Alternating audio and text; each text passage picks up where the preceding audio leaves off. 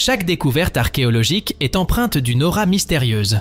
Sans témoins vivants ayant assisté à la genèse de ces trésors millénaires, nous ne pouvons que spéculer en nous basant sur nos connaissances historiques. Néanmoins, certaines découvertes sont parées d'un voile encore plus énigmatique, et les plus fascinantes d'entre elles sont ici illustrées dans cette vidéo.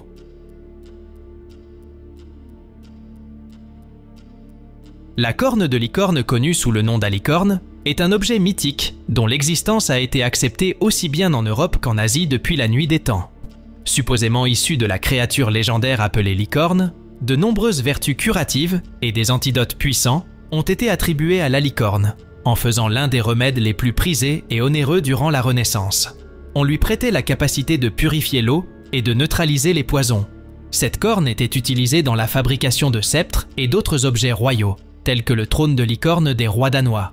La foi en la puissance de la licorne a perduré jusqu'au XVIe siècle, lorsque sa véritable origine fut révélée. Cet animal marin est le véritable détenteur de la licorne, qui n'est en réalité qu'une longue dent présente chez les mâles et certaines femelles. Depuis lors, la corne de licorne est évoquée dans des œuvres de fantasy, des jeux de rôle et des jeux vidéo, s'appropriant son symbolisme légendaire. La grande interrogation demeure. Comment la croyance en l'authenticité des cornes de licorne a-t-elle persisté aussi longtemps, alors que personne n'avait jamais aperçu une licorne de ses propres yeux? Dans une découverte envoûtante de nature à faire battre le cœur de tout mage, une somptueuse collection de sortilèges anciens a été exhumée dans une bibliothèque à Leipzig en Allemagne. Ces manuscrits ensorcelés, certains remontant à 1600 ans, couvrent une impressionnante étendue de 10 000 pages, offrant un aperçu séduisant des détaillées pratiques ésotériques d'antan. Les incantations traitent d'un éventail varié de sujets, de l'invocation d'anges ou de démons à des directives précises pour atteindre des objectifs déterminés. L'un de ces charmes dépeint la préparation méticuleuse requise pour un rituel magique, incluant le jeûne, le port de vêtements flambant neufs et l'aménagement d'une pièce immaculée emplie de fumée, ornée de mobilier neuf. L'incantation spécifie même le moment de commencement, 10 heures du soir, le premier vendredi de la nouvelle lune. Nous ignorons quels esprits étaient évoqués par ce rituel, mais il semble qu'ils exigeaient que ceux qui les invoquaient soient élégamment vêtus. Cette compilation exceptionnelle, l'une des plus notables de son genre en Europe continentale, souligne l'attrait intemporel pour la magie et le surnaturel, offrant une fenêtre privilégiée sur les pratiques secrètes de nos ancêtres. Ensuite, nous sommes introduits à une énigme subaquatique captivante et énigmatique, le trésor de Rochelongue, une collection d'artefacts vieux de 2500 ans trouvés sur la côte sud-ouest de la France, continue de dérouter les scientifiques. Ce trésor a été découvert pour la première fois en 1964 par André Bouscaras, un passionné d'épaves, et comprend 800 kg de lingots de cuivre ainsi qu'environ 1700 objets en bronze, tels que des bracelets, des broches imposantes, des boucles de ceinture et des armes. Ces objets étaient dispersés sur une zone mesurant à peu près 25 sur 14 mètres, à une profondeur de 6 à 8 mètres. Les théories quant à l'origine de ces artefacts oscillent entre l'étrusque et la phénicienne, sans parvenir à un accord. Certains experts suggèrent que le lieu pourrait avoir été un sanctuaire marin, avec des objets accumulés au fil des siècles. D'autres estiment que les artefacts pourraient provenir d'une cargaison en route vers les eaux italiennes, perdue dans une tempête. Tout cela demeure conjectural, et la réalité est que nous sommes toujours dans l'incertitude. Même la datation de 2500 ans est une approximation. Ces objets pourraient être bien plus anciens. Le trésor de Rochelongue, avec ses origines diversifiées et ses circonstances mystérieuses, met en lumière l'importance de l'archéologie sous-marine pour dévoiler les secrets de notre lointain passé. Notre prochaine découverte majeure possède le potentiel de bouleverser la chronologie de l'irrigation aquatique en Chine. Des archéologues ont mis au jour 6 puits anciens dans le comté de Zhenping, dans la province du Henan. Ces puits, datant de 9000 ans, s'avèrent être les plus anciens jamais découverts en Chine. La diversité de leur structure, le plus profond s'enfonçant presque à 5 mètres sous la surface, témoigne d'une ingéniosité remarquable. Certains ont été conçus avec des marches, vraisemblablement pour permettre aux habitants de puiser de l'eau à des niveaux plus bas avec aisance. L'équipe a également découvert d'anciens outils et 5 récipients en céramique, probablement utilisés pour transporter l'eau de ces puits. Leur fonction précise demeure nébuleuse, avec des théories suggérant divers usages, allant de l'approvisionnement en eau potable à l'irrigation des terres, voire à la collecte d'eau pour des ateliers de céramique. Cette trouvaille repousse la datation des puits chinois de 2000 ans, puisqu'il était couramment admis que les puits les plus anciens remontaient à la période néolithique, il y a 6 à 7000 ans.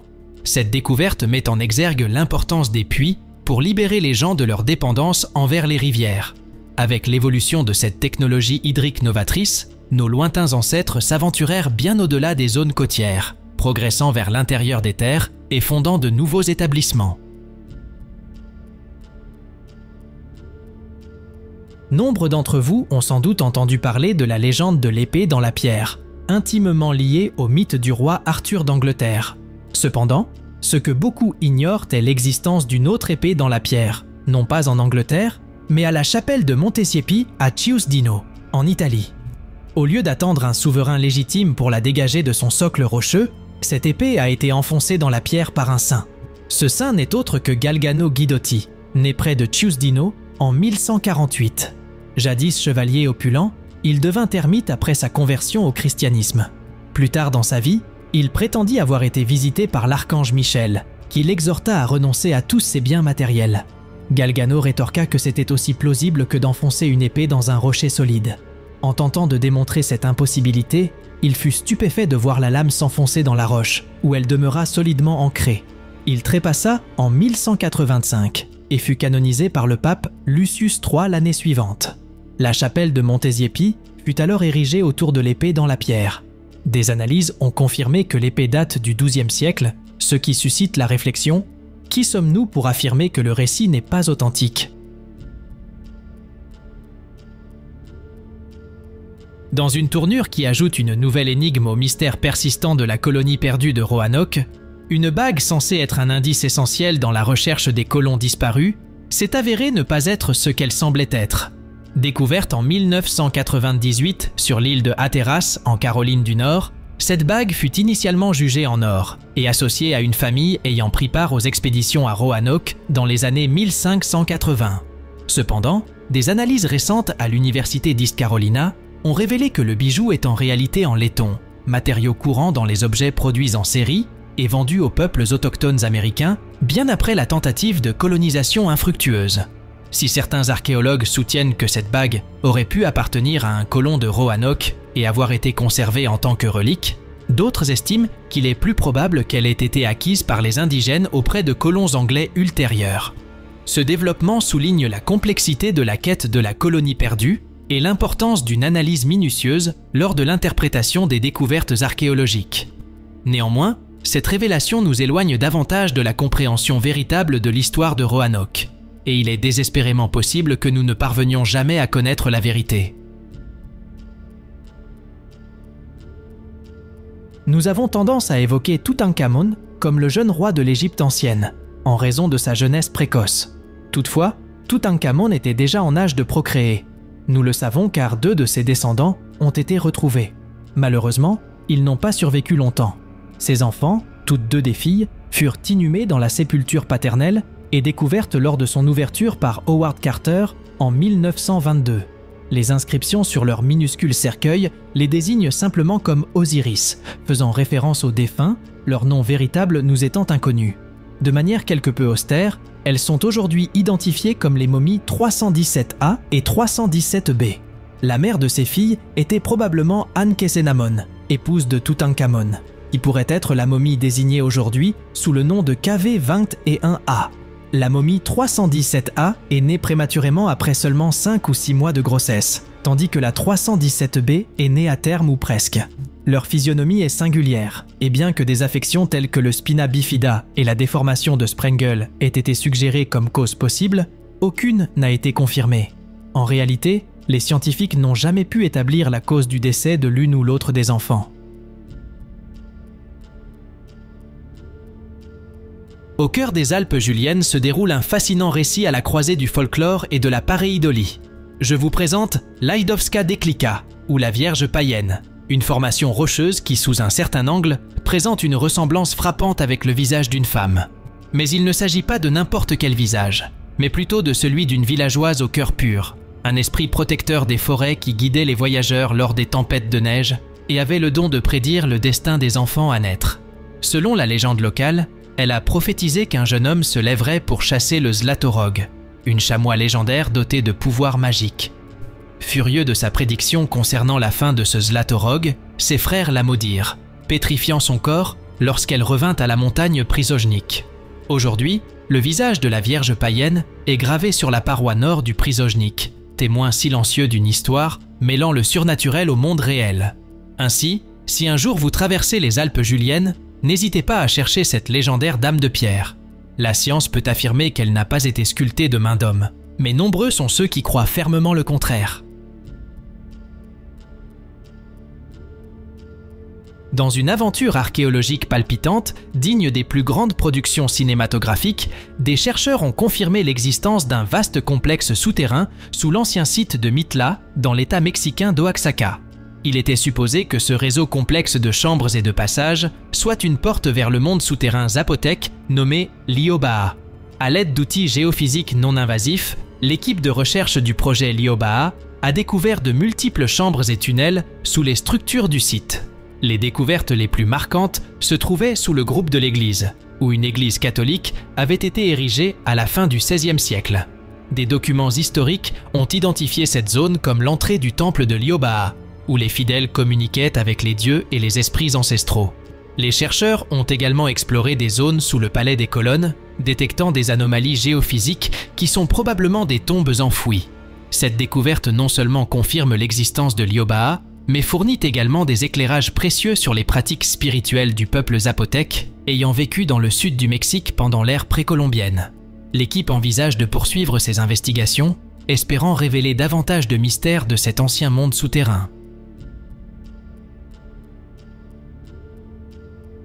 Notre prochaine découverte est une révélation archéologique qui nous transporte à une époque antérieure à celle de Stonehenge en Angleterre. Il s'agit de 25 fosses monumentales préhistoriques mises au jour près de Lynmere à Houghton Regis dans le Bedfordshire. Datant de la période mésolithique, soit environ 6000 à 12 000 ans avant notre ère, ces fosses représentent une trouvaille majeure pouvant fournir des indices sur la vie en Grande-Bretagne durant cette période. Les datations au radiocarbone indiquent que ces fosses ont entre 8500 et 7700 ans. Leur envergure les place parmi les vestiges mésolithiques les plus remarquables découverts au Royaume-Uni. Ces fosses, mesurant approximativement 4,8 mètres de diamètre et plus d'1,8 mètre de profondeur, contenaient des restes de diverses espèces sauvages, dont l'oryx, la martre, le cerf et le sanglier. Les os d'oryx, notamment, ont aidé à déterminer l'âge des fosses. Les archéologues d'Albion Archaeology et du Musée d'archéologie de Londres poursuivent leurs recherches sur le site, espérant en apprendre davantage sur l'ancien paysage et la finalité de ces fosses. Cette découverte met en lumière l'importance de la datation au radiocarbone dans la recherche archéologique, car elle permet de révéler la pertinence de vestiges qui pourraient autrement rester inaperçus.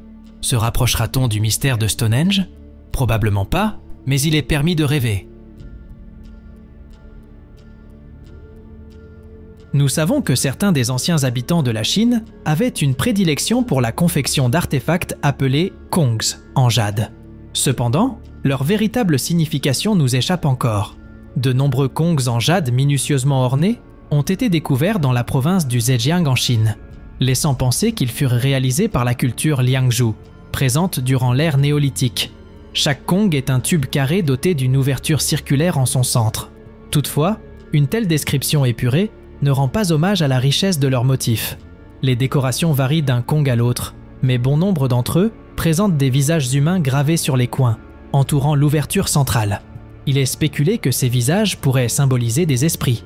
Cette hypothèse repose sur le fait que, à de rares exceptions près, les kongs en jade sont principalement retrouvés dans des sépultures. Ils revêtaient sans doute une signification spirituelle, bien que nous ne puissions qu'émettre des suppositions quant à leur véritable rôle.